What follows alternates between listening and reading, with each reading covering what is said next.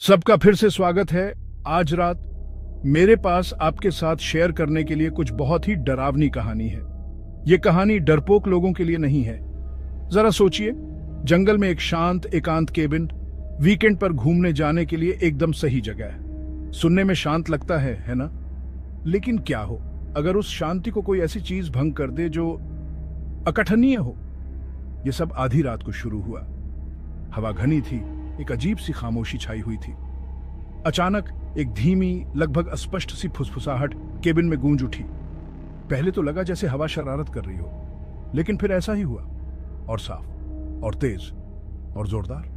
हमारा बहादुर इंसान, एक ऐसा रोमांच पसंद करने वाला जिसके हाथ में हमेशा एक कैमरा रहता है, उसने जांच करने का फैसला किया।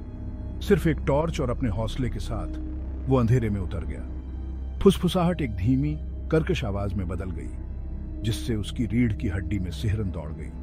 वो हर कदम पर वह आवाज और तेज और खतरनाक होती गई। तभी अचानक टॉर्च टिमटिमाने लगी।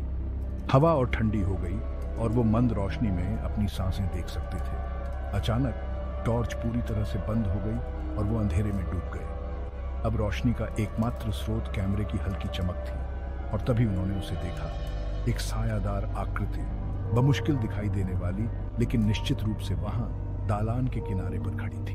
वह हिली नहीं, वह बस वहीं खड़ी रही, देखती रही। वह आवाज एक भयानक, विकृत आवाज में बदल गई। ऐसी फुसफुसाहट जो समझ में नहीं आ रही थी।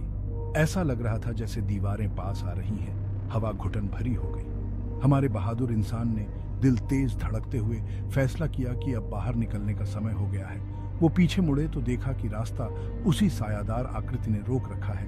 उनके अंदर दहशत फैल गई, लेकिन वो भागने की ताकत जुटा पाए। वो दालान से भागे, ठंडी रात की हवा में बाहर निकल आए। जब तक वो अपनी कार तक नहीं पहुंच गए, तब तक वो नहीं रुके। उनका दिल तेजी से धड़क रहा था, सांस फूल रही थी। उन्होंने पीछे मुड़कर देखा और केबिन वहां खड़ा था, शांत, अशुभ, जैसे कुछ हुआ ही ना हो।